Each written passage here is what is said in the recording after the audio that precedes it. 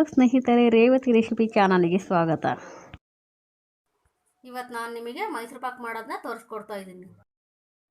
ಮಾಡೋದಕ್ಕೆ ಏನೇನು ಬೇಕು ಅಂತ ಹೇಳ್ತೀನಿ ನೋಡಿ. ನಾನು 2 ಬೌಲು ಸಕ್ಕರೆ ತೊಗೊಂಡಿದ್ದೀನಿ, 1 ಬೌಲಷ್ಟು ಕಡಲೆ ಹಿಟ್ಟು ತೊಗೊಂಡಿದ್ದೀನಿ, ಮತ್ತು ತುಪ್ಪ ತೊಗೊಂಡಿದ್ದೀನಿ, ಸ್ವಲ್ಪ ಎಣ್ಣೆ ತೊಗೊಂಡಿದ್ದೀನಿ ನೋಡಿ. ನಾನು ಒಂದು ಒಲೆ ಹಚ್ಕೊಂಡು ಈಗ ಒಂದು ಪಾತ್ರೆ ಇಟ್ಕೊಂಡಿದ್ದೀನಿ. ಈಗ ಎಣ್ಣೆ ಬಿಸಿ ಮಾಡ್ಕೊಳ್ಳೋಣ ನಾವು ನೋಡಿ. ಈ ಕಪ್ಪಲ್ಲಿ ನಾನು ಎಣ್ಣೆ ತೊಗೊಂಡಿದ್ದೀನಿ. ಇದು 2 ಕಪ್ ಎಣ್ಣೆ ತೊಗೋಬೇಕು ನೋಡಿ. ತುಪ್ಪ ಎಣ್ಣೆ 2 ಮಿಕ್ಸ್ ಮಾಡಿಕೊಂಡು ನಾನು ಈಗ ಹಾಕ್ತಾ ಇದ್ದೀನಿ ಪಾತ್ರೆಗೆ. ಈಗ ಇನ್ನೊಂದು ಲೋಟ ಹಾಕ್ತೀನಿ ನೋಡಿ. ಇನ್ನೊಂದು ಲೋಟ ಹಾಕ್ತಾ ಇದ್ದೀನಿ. ನಾನು 2 ಲೋಟ ಎಣ್ಣೆ ತೊಗೊಂಡಿದ್ದೀನಿ ನೋಡಿ.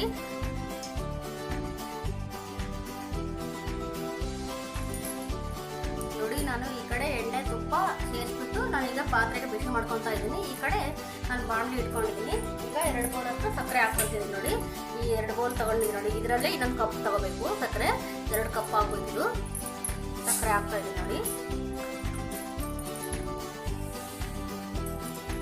2 ಬೌಲ್ ತಗೊಂಡಿದ್ದೀನಿ. ಅದನ್ನ ತೋರಿಸ್ತೀನಿ ನೋಡಿ. ಸ್ವಲ್ಪ ನೀರು ಹಾಕಬೇಕು. ಒಂದು 1/4 ಲೋಟ ಅಷ್ಟು, 2 ಕಪ್ ನೀರಿದೆ, 1/4 ಲೋಟ ಅಷ್ಟು ನೀರು ಹಾಕ್ಬಿಟ್ಟು ಸಕ್ಕರೆ ಕರಗಿಸ್ಕೊಳ್ಳೋಣ.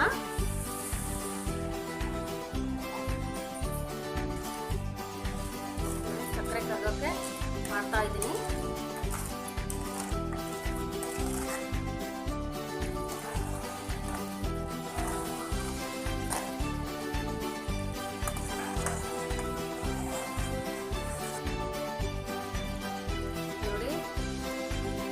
ಅಂಟು ಬರಬೇಕು. ಒಂದು ಹಳೆ ಪಾಕ ಆಗಿದೆ ನೋಡಿ.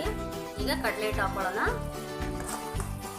ನೋಡಿ. ನಾನು ಸ್ವಲ್ಪನೇ ಕಡಲೆ ಹಿಟ್ಟು ಹಾಕ್ಬಿಟ್ಟು ಈಗ ಕಲ್ಸ್ಕೊತಾ ಇದ್ದೀನಿ ನೋಡಿ. 1 ಗಂಟೆ ಇಲ್ದಂಗೆ ನೀವು ಚೆನ್ನಾಗಿ ಕಲ್ಸ್ಕೋಬೇಕು ಇದನ್ನ. ಇದು ಬೇಗ ತಳ ಹಿಡಿತಾ ಇರ್ತದೆ. ನಾವು ಸ್ವಲ್ಪ ಕೈ ಆಡಿಸ್ಕೊಂಡೇ ಇರಬೇಕು. ಇದನ್ನ ಸಣ್ಣ ಉರಿಯಲ್ಲೇ ಮಾಡಿ, ಆದಷ್ಟು ಚೆನ್ನಾಗಿ ಬರುತ್ತೆ. ಈಗ ಸ್ವಲ್ಪ ಹಾಕ್ತಾ ಇದ್ದೀನಿ ನೋಡಿ. ಪೂರ್ತಿ ಗಂಟು ಇಲ್ದಂಗೆ ಇರಬೇಕು. ಆ ಥರ ನಾವು ಇದನ್ನ ಬಿಡಿಸ್ಕೊಳ್ಳೋಣ ಗಂಟನ್ನ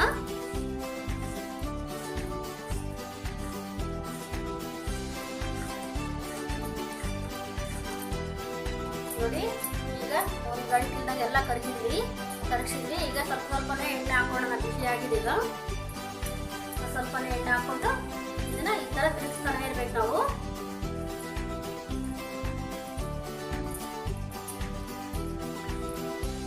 ನೋಡಿ, ಸ್ವಲ್ಪನೇ ಎಣ್ಣೆ ಹಾಕೊಂಡು ಈ ಥರ ತಿರುಗ್ತಾ ಇರಬೇಕು. ಒಂದೇ ಸಲ ಹಾಕೊಳಕ್ಕೆ ಹೋಗ್ಬೇಡಿ. ಸ್ವಲ್ಪನೇ ಹಾಕ್ಬೇಕು ಇದಕ್ಕೆ ನೋಡಿ. ಮತ್ತೆ ಇನ್ನೊಂದ್ಸಲ ಹಾಕ್ತಾ ಇದ್ದೀನಿ. ಈ ಥರ ತಿರುಗ್ತಾನೆ ಇರ್ಬೇಕು ನೋಡಿ. ಅದು ಪಾಕ ಅವಾಗ ಗಟ್ಟಿ ಆಗ್ತಾ ಬರ್ತಾ ಇದ್ದೆ, ಅವಾಗ ಕರೆಕ್ಟಾಗಿ ಎಣ್ಣೆನ ಹಿಡ್ಕೊಂಡಿರುತ್ತೆ. ಅವಾಗ ಗಟ್ಟಿಯಾಗಿರುತ್ತಲ್ಲ, ಅವಾಗ ಆಗಿದೆ ಅಂತ ನೋಡಿ. ಈಗ ಇನ್ನು ಸ್ವಲ್ಪ ಎಣ್ಣೆ ಹಾಕ್ತಾ ಇದ್ದೀನಿ ನೋಡಿ.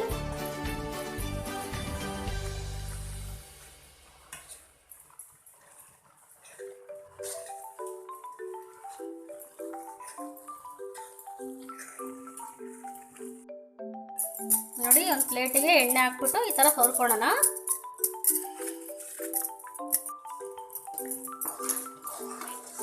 ನೋಡಿ, ಗಟ್ಟಿ ಆಗ್ತಾ ಬರ್ತಾ ಇದೆ. ಈಗ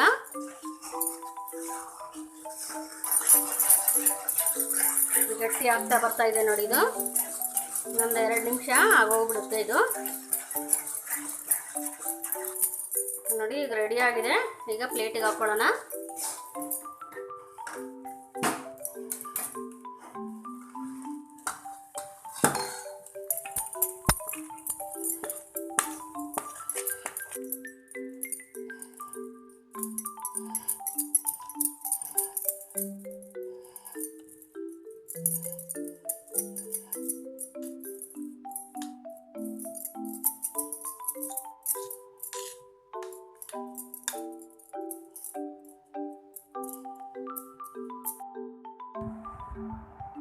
ಸ್ವಲ್ಪ ಸಣ್ಣಗಾದ್ಮೇಲೆ ಕಟ್ ಮಾಡ್ಕೊಡೋಣ ನೋಡಿ. ನಿಮಗೆ ಯಾವ ಆಕಾರದಲ್ಲಿ ಬೇಕೋ ಆ ಆಕಾರದಲ್ಲಿ ನೀವು ಕಟ್ ಮಾಡ್ಕೋಬೋದು. ನಾನು ಸ್ವಲ್ಪ ತಣ್ಣಗಾಗಿದೆ. ಈಗ ಸ್ವಲ್ಪ ಆಕಾರದಲ್ಲಿ ಕಟ್ ಮಾಡ್ತಾ ಇದ್ದೀನಿ ನೋಡಿ. ತುಂಬ ಬಿಸಿ ಇರುವಾಗ ಬೇಡ, ಸ್ವಲ್ಪ ತಣ್ಣ ಮಾಡಿಕೊಂಡು ಈ ಥರ ಕಟ್ ಮಾಡ್ಕೊಳ್ಳಿ.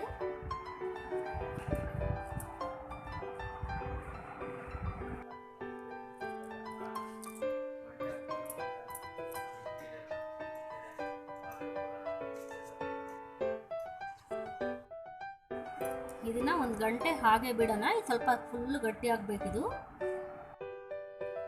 ಈಗ ರೆಡಿಯಾಗಿದೆ ನೋಡಿ ಮೈಸೂರು ಪಾಕು.